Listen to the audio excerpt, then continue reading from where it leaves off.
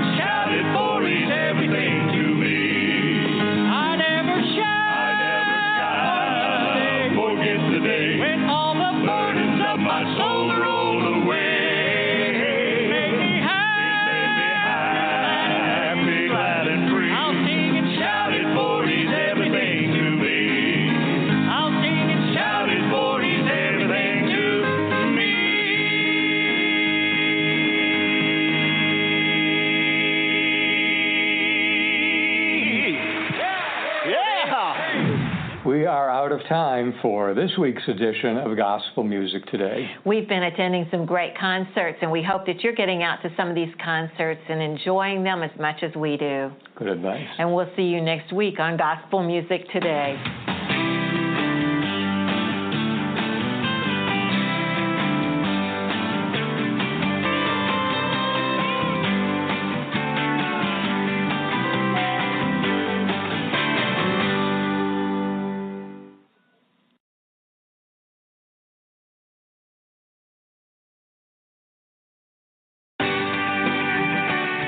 Gospel Music Today.